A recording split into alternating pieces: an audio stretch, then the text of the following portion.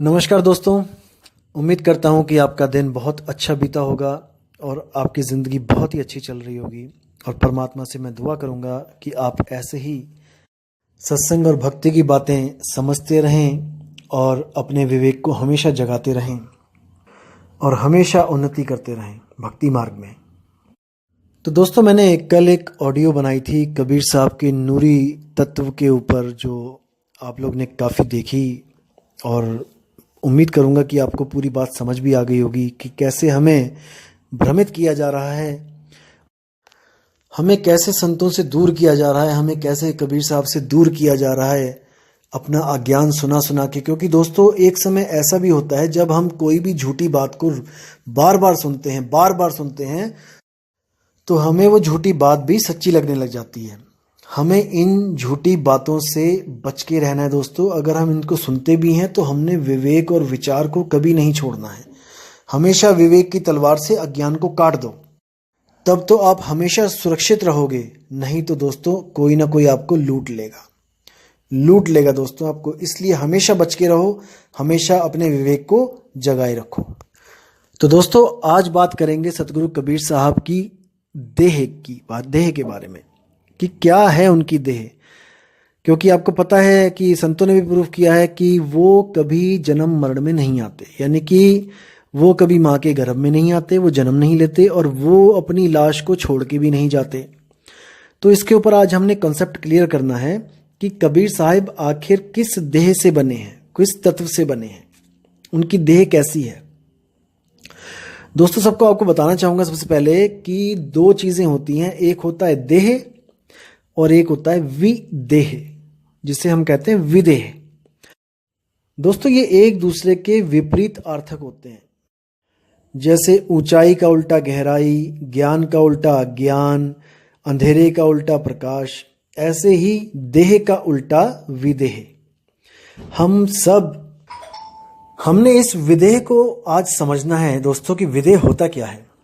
जैसे आपने सुना है, शब्द भी सुने हैं कई, शब्द शब्द सब कोई कहे, वह तो शब्द विदेह, जीवा पे आवे नहीं, निरख परख कर ले। अब ये विदेह क्या चीज है दोस्तों? ये देह से बिल्कुल अलग होता है, देह के बिल्कुल अलग होता है। ये किसी भी तत्व से नहीं बना होता है। इसी को नितत्व कहते हैं, विदेह स्वरूप को। दोस्तों, हम लोग भी विदेह थे, लेकिन हम लोग ने एक भूल करी, अपने विदेह स्वरूप को हम भुलाकर इस देह स्वरूप को धारण करके बैठ गए हैं। बस इतनी सी बात है। अगर ये बात आपके दिमाग में चली गई तो दोस्तों आपके सारे कंसेप्ट क्लियर हो जाएंगे। विदेह स्वरूप प्राप्त करना ही हमारे जीवन का उद्देश्य है। अगर हम विदेह स्वरूप जीते जी प्राप्त नहीं कर पाए तो हमें किसी ना किसी देह में जाना ही पड़ेगा। चाहे वो 84 लाख जूनियां हो, चाहे वो सूक्ष्म देह हो, चाहे वो कारण देह हो, चाहे वो महाकारण केवल हंस देह हो, हमें किसी ना किसी देह को धारण करना ही पड़ेगा। इसलिए कबीर साहब कहते हैं कि जो रास्ता मैं तुम्हें बताता हूं वो रास्ता ऐसा है जिससे तुम बिना किसी देह में गए सीधे डायरेक्ट विदेह स्वरूप को प्राप्त कर लोगे। दोस्तों, ध्यान देना है मैं क्या कहना चाहता हूं।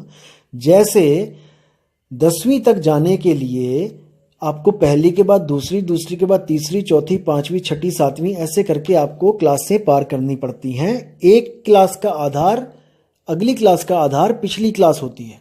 जब पिछली पार होगी तभी आप आगे जा सकते हो, अन्यथा आप उसी क्लास में हर साल आपको घूम के आना पड़ेगा।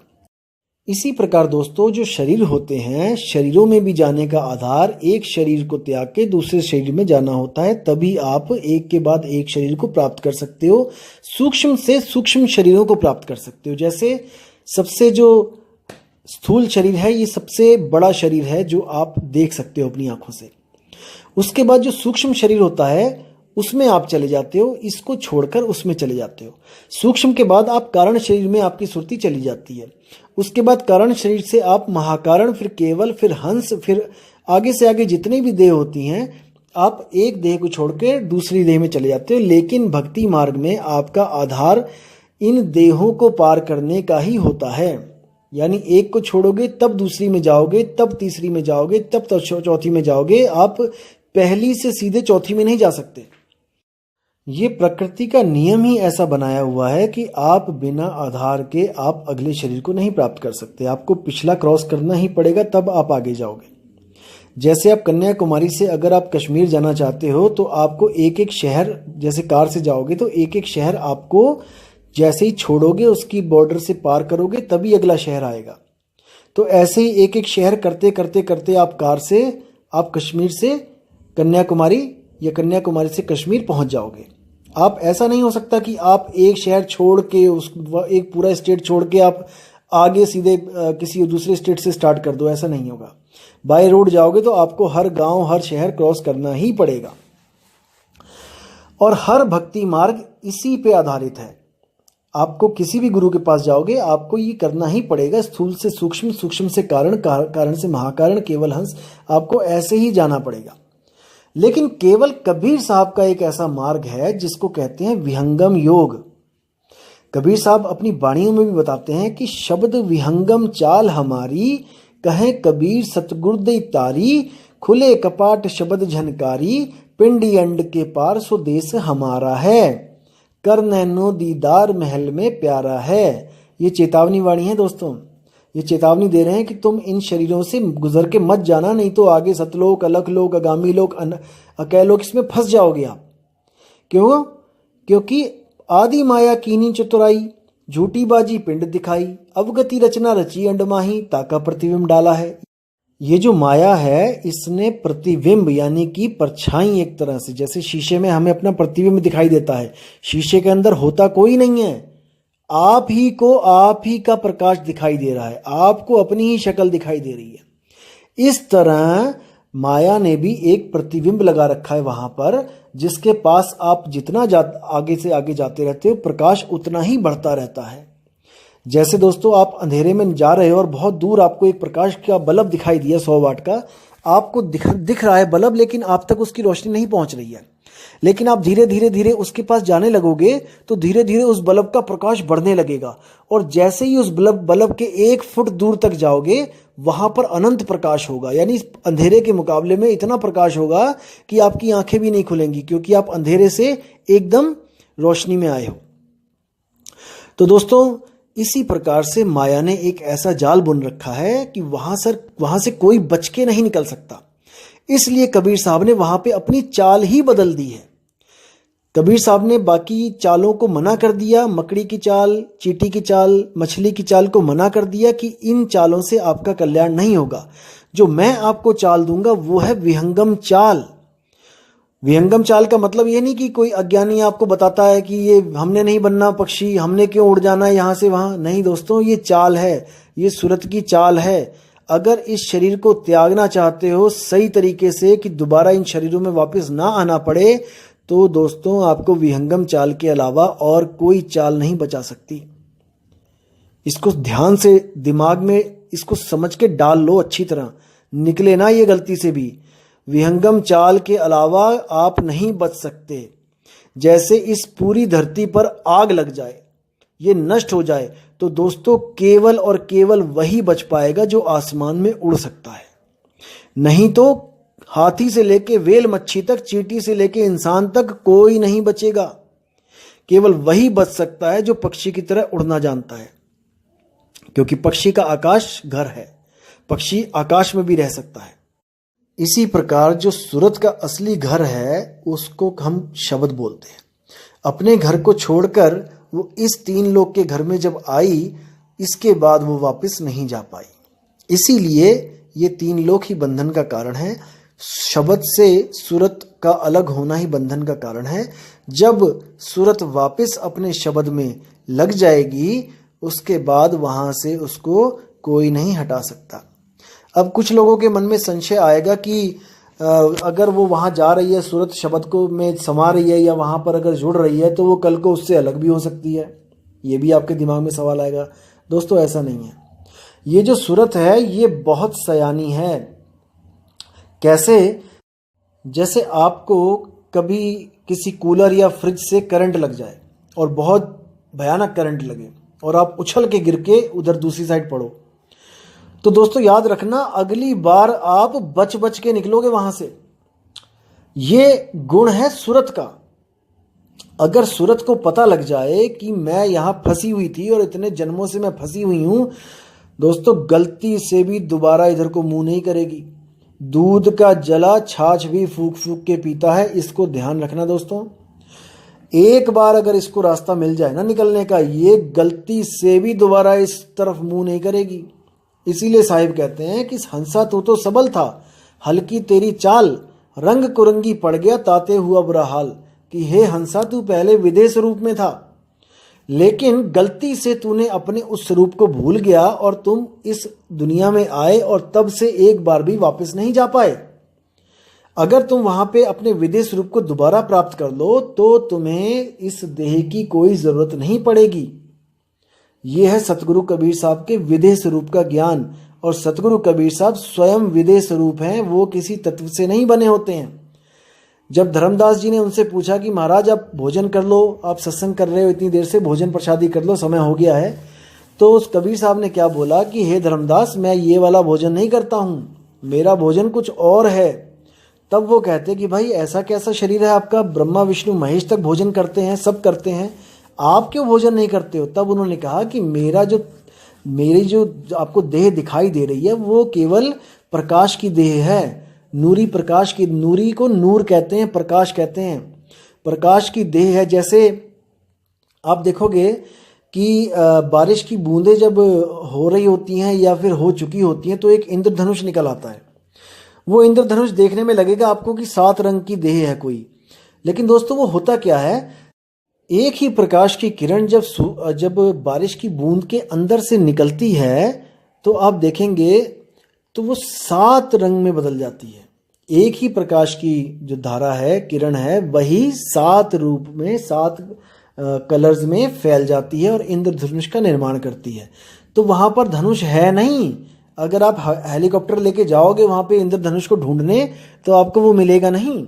वो प्रकाश के द्वारा ही प्रकट हुआ है और प्रकाश के द्वारा ही वो गुप्त कर दिया जाएगा। इसी तरह धर्मदास जी को उन्होंने बोला कि मेरी ये देह नहीं है, ये प्रकाश की देह है, नूरी देह है, लेकिन केवल तुम्हें दिख रही है, ये है नहीं असल में। तब उन्होंने कहा कि फिर आप क्या हो, आपका अस्तित्व क्या है? तो उन्होंने कहा मैं विदेही हूं। तब धर्मदास जी ने पूछा था कि दिसे देही कहो विदेही, ऐसे कैसे हो सकता है?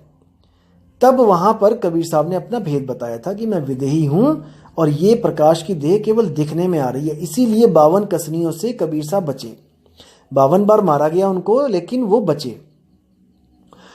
तो दोस्तों इसको अच्छी तरह दिमाग में समझ लो, डाल लो इसको, कि वो किसी नूरी देह के नहीं थे कि जो इतने लाखों करोड़ों साल के बाद खत्म हो जाएगा और यहाँ पर 120 साल में ही बूढ़े हो गए। वो अगर 1-2 साल और रहते तो वो देह भी पड़ी होती, कहीं मर गई होती वो तो जब बच्चे से बूढ़े हो गए तो बूढ़े से मरने में कितना टाइम लगता है।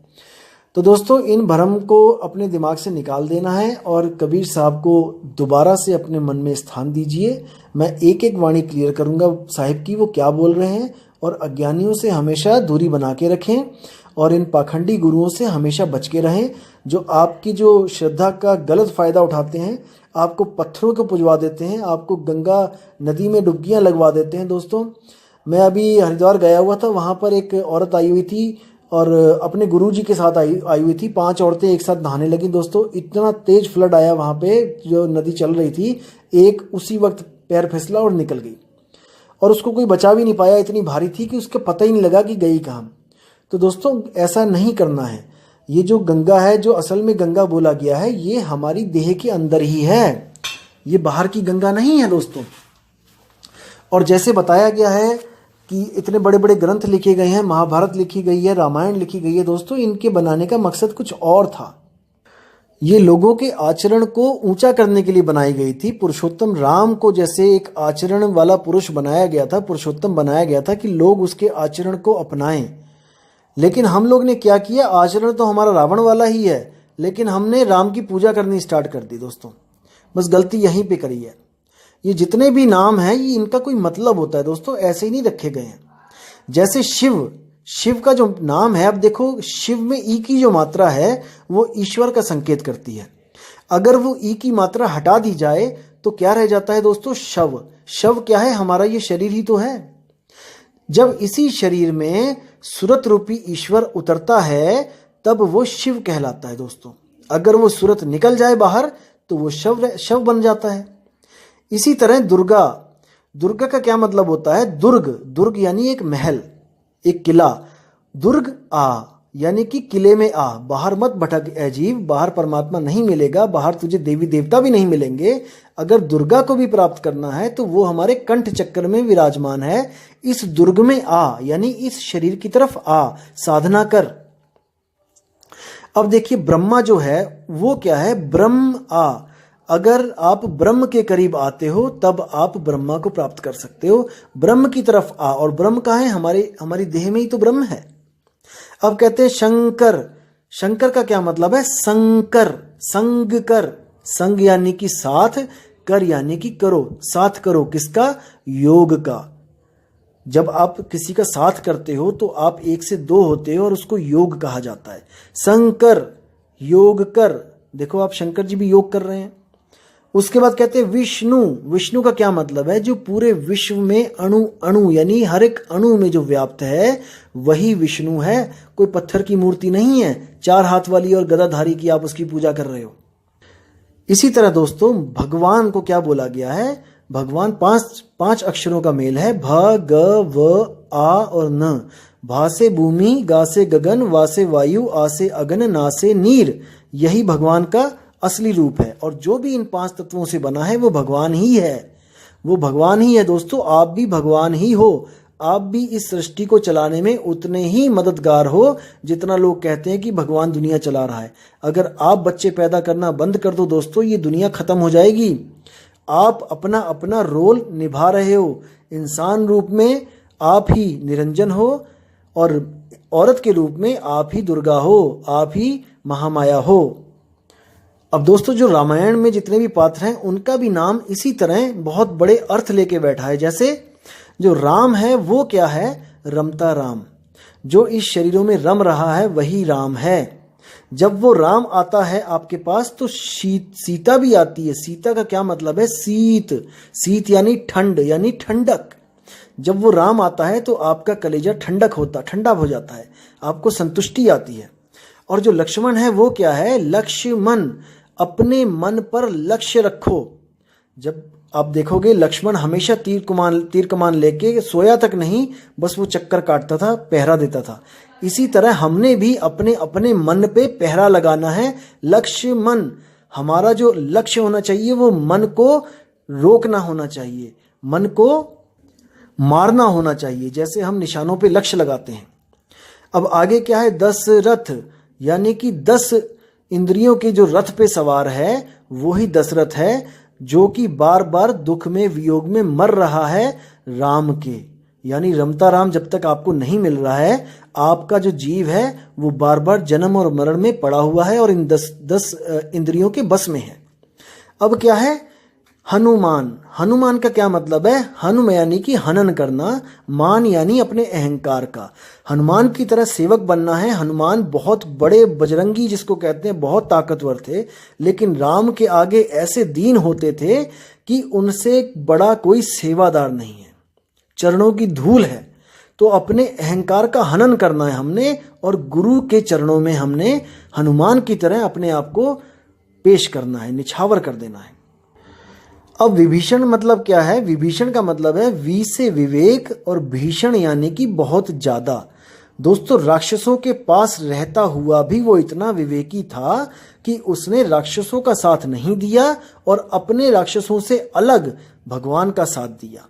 इतना विवेकी था, इसीलिए उसका नाम विभीषण था। अब दोस्तों रावण क्या था? रा से राक्षस और वन से जंगल। वन का मतलब जंगल। जंगल क्या? ये शरीर हमारा। इसी शरीर में, इसी शरीर रूपी जंगल में एक राक्षस रहता है जिसको हम मन कहते हैं। रावण ही मन है और मन के पास जो 10 हथियार हैं, जो 10 शीश हैं, वो क्या हैं? हमारी 10 इंद्रियां। इन्हीं 10 इंद्रियों के चक्कर में वो हर जीव को उलझा के बैठा हुआ है यहाँ पे। अब दोस्तों कुंभकर्ण क्या है? कुंभकर्ण का मतलब है जब ये लोग अपने गुरुओं के पास थे बचपन में तो इनको जो विद्याएं सिखाई गई, कुंभक रेचक पूरक योग सिखाया गया, उन्हीं योगों को ये करते रहे और बार बार जन्म मरण में आते रहे।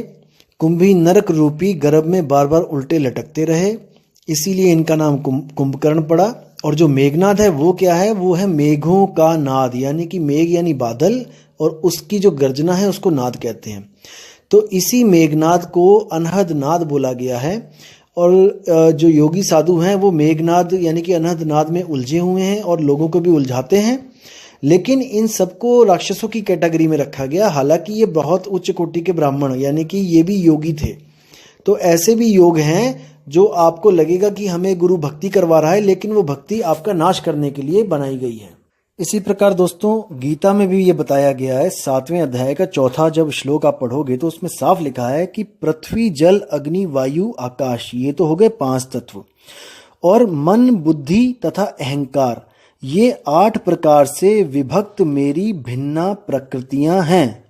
यानी कि ये सब मेरे द्वारा ही उत्पन्न किया हुआ है, यानी कि ये सब अनादि नहीं है, ये प्रकृतियां हैं। जब शब्द से सूरत अलग हुई उसके बाद ही ये सब अस्तित्व में आए। इनको प्रकृतियां क्यों बोला जाता है? क्योंकि प्रकृति का मतलब है पर आकृति, यानी कि पराई आकृति, पराया स्वरूप, मेरा नहीं, यानी कि मैं इन 8 से सर्वथा भिन्न हूं। किस किस से? पृथ्वी जल अग्नि वायु आकाश मन बुद्धि और अहंकार, इन 8 से मैं अलग हूं, मैं एक जीव हूं, जिसके बारे में आपको अगला ही जो श्लोक बताएगा 7वें अध्याय का जो 5वां श्लोक है उसमें बड़ा अच्छा बताया गया इसके बारे में कि हे महाबाहु अर्जुन, इनके अतिरिक्त मेरी एक अन्य पराशक्ति है जो उन जीवों से युक्त है जो इस भौतिक अपरा प्रकृति के साधनों का विदोहन कर रहे हैं। यानी कि उन जीवों के बारे में बताया जा रहा है जिसको हम अविनाशी जीव कहते हैं। जीव का मतलब होता है जो सदा सदा जीवित रहे, उसको जीव बोला जाता है, जो सर्वथा मन बुद्धि अहंकार और 5 तत्वों से न्यारा है। उसी जीव के कारण ये मन चल रहा है। ये मन की अपनी हैसियत नहीं कि ये आपसे कुछ करे, ये हमेशा जीव से ही शक्ति लेता है और अपनी इच्छाओं को प्रकट करता है। ये मन ही काल है जिसने जीवों को उलझाया हुआ है।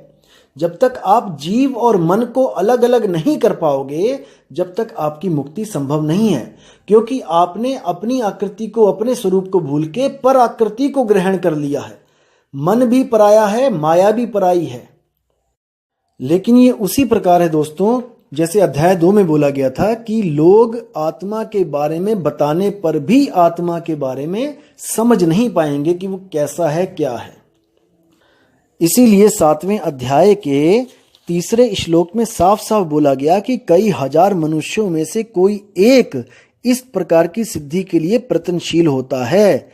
यानी कि अपने स्वरूप को जानने के लिए करोड़ों अरबों में से कोई एक बंदा प्रयत्नशील होता है और बहुत ही उच्च विवेक होने के कारण वो इन बातों को समझ पाता है। और दोस्तों जो मैंने अभी बताया यही परम ज्ञान है, क्योंकि इसी अध्याय में 7वें अध्याय का जो 2 श्लोक है उसमें अर्जुन को साफ साफ बोल दिया गया कि अब जो मैं तुम्हें ज्ञान देने जा रहा हूं वो पूर्णतया व्यवहारिक और दिव्य ज्ञान है। इसे जान लेने पर तुम्हें कुछ और जानने के लिए शेष नहीं रह जाता।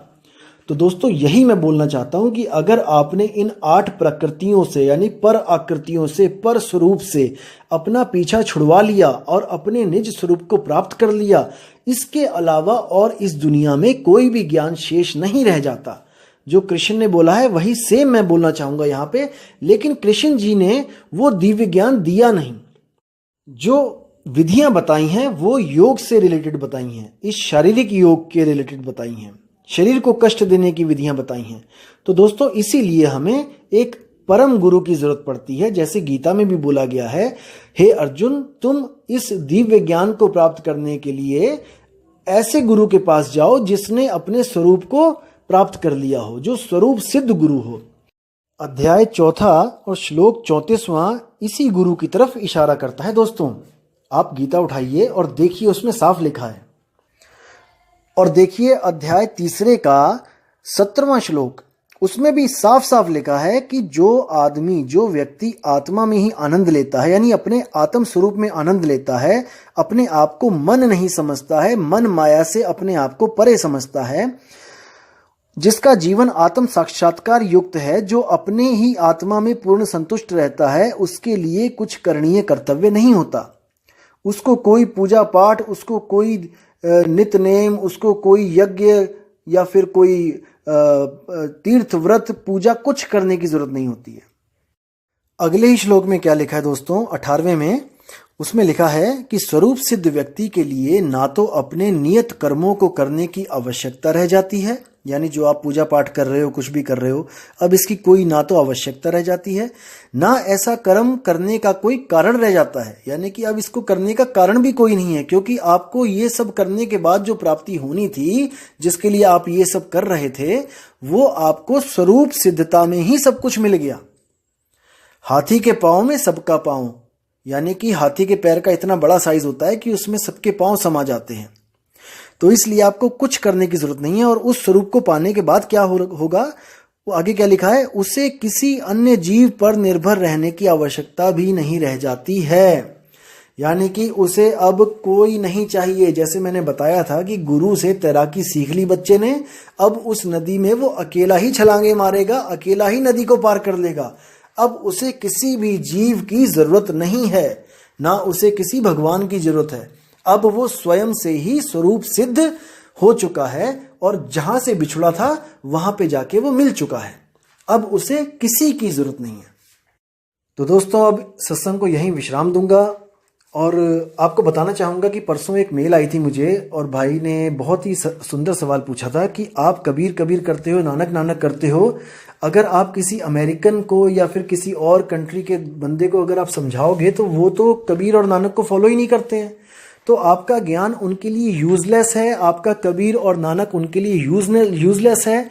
तो मैं अगली ऑडियो बनाऊंगा उस स्पेशल भाई के लिए और इससे आप लोग के भी कई सवालों के जवाब आपको मिलेंगे कि हम अगर बाहर के किसी देश वालों को समझाएंगे तो हम कैसे समझाएंगे, हम कैसे उनको विश्वास दिलाएंगे कि आप जीसस को छोड़ के कबीर को अपना लो। कहने का मतलब यह है कि लोग तो यही सोचेंगे कि हम जीसस को छुड़वा के कबीर को अपनाने की बात करेंगे, लेकिन ऐसा बिल्कुल नहीं है दोस्तों। अंग्रेज भी आएंगे, अंग्रेज भी इस ज्ञान को समझेंगे और इसको अपनाएंगे भी, लेकिन बिना अपना धर्म चेंज किए, बिना जीसस को अपने से अलग किए, क्योंकि ये जो ज्ञान है ये केवल कबीर और नानक जी के आधार पे नहीं है, ये इसका आधार कुछ और है और वो मैं आपको बहुत जल्दी बताऊंगा दोस्तों। तो अब मैं आपसे विदा चाहूंगा और मैं उम्मीद करता हूं कि कबीर साहब के जो देह स्वरूप जिसको भ्रमित है जो लोग कि वो देह हैं, वो भ्रम उनके दिमाग से निकल चुका होगा। तो जरूर आप मुझे कमेंट करके बताएं कि आपको क्या समझ में आया, क्या आप संतुष्ट हैं। अगर नहीं संतुष्ट है तो मैं एक और ऑडियो बहुत जल्दी बनाऊंगा और प्रमाण के साथ आपको मैं सत्य और असत्य में निर्णय करना सिखाऊंगा। तो दोस्तों उम्मीद करता हूं आपको ये सब बहुत अच्छा लग रहा होगा और मुझे आज्ञा दीजिए। जय गुरु बंदी छोड़ साहेब, कबीर साहिब की जय हो। जय गुरु बंदी छोड़ मदन साहिब की जय हो। जय गुरु बंदी छोड़ वैराग साहिब की जय हो। सभी संतों की जय हो। साहिब बंदगी सतनाम। नमस्कार दोस्तों, उम्मीद करता हूं कि आपका दिन बहुत